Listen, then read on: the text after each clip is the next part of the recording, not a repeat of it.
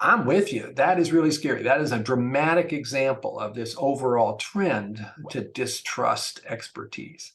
Yeah, no, and I think, the more that we can do to try and turn that around. So that's why, I said that our project together, our Truth and Trust project, and, obviously we're just two people, part of a bigger project, trying to do something to turn this thing around. And there are going to be a certain number of people that we cannot reach, but anybody that we can reach in this and say, okay, yeah, there were some huge mistakes made in this response. It was a huge, there were some things that were done incorrectly, but we all have to have clear heads coming out of this, because if we do not, there are going to be much, much worse ramifications the next time. And I just hope that, I look at every mistake, whether it be mine personally, or mine in business, or things that I see others doing. I try to look at everything as an opportunity, to learn something. That's the way it ought to be. And I just hope, like I said, I hope more level heads prevail. I hope we're able to look at this and say, okay, there are things that happened. Some people will apologize, some people won't. Some people will admit to their errors, some won't. Some people will admit to their complete delusional mentality that guided them down the wrong path. On both sides of the topic. Yeah.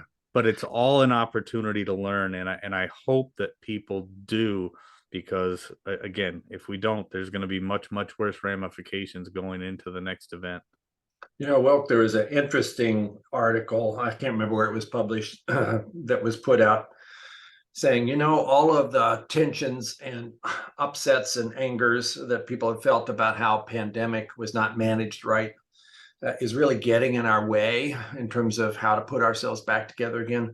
Maybe we should have what she called pandemic amnesty, basically to say, okay, whichever side you were on this, mistakes were made on both sides. There are reasons for that. Some of them were just carelessness. Some of them were probably really intentionally misleading. Some of them were just the science changed and you were doing the best you could and turned out you were wrong when more data came along. Why don't we just sort of say, okay, there was a lot of screw ups here. Nobody is without fault. Let's just forgive each other and now try to put the pieces back together. And I thought, well, there's a certain point to that.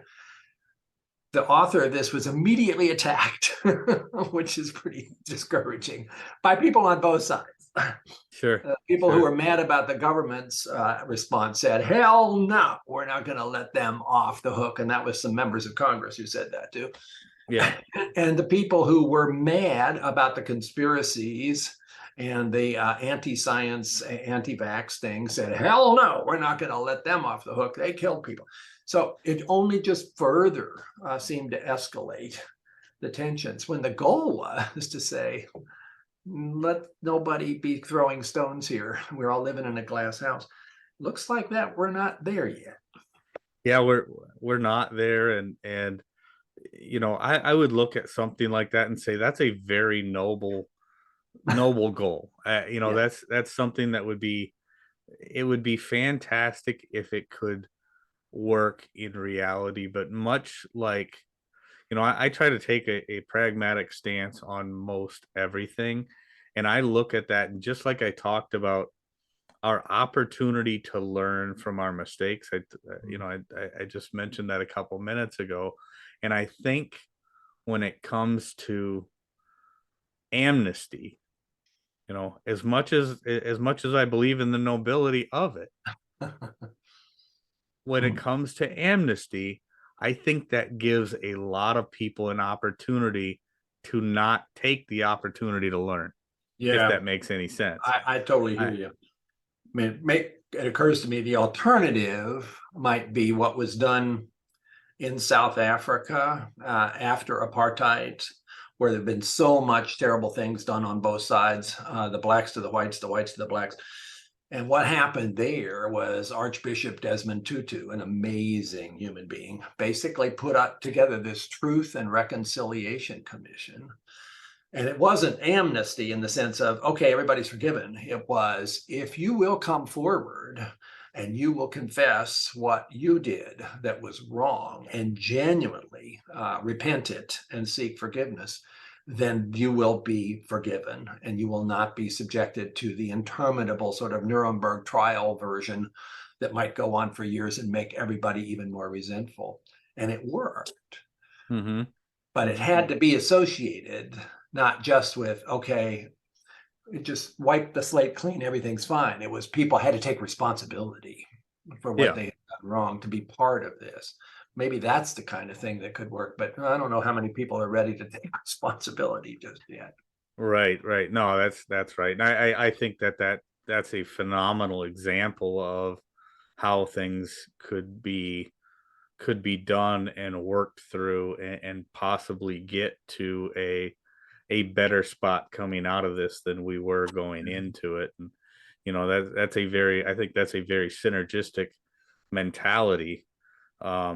Is doing that, because that would give everybody a chance to look at it. It gives the skeptics something to look at, as far as, okay, this person, is fessing up.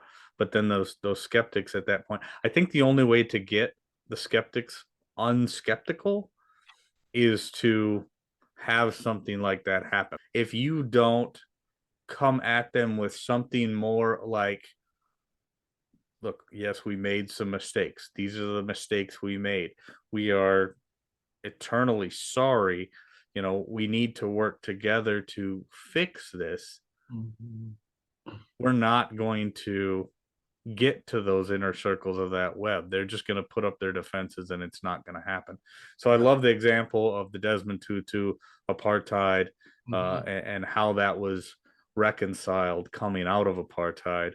And it's that, I think that's a fantastic example, and I think that's what's going to be needed. I'm sorry, Archbishop Tutu is not with us anymore. He would be a great person to make this speech.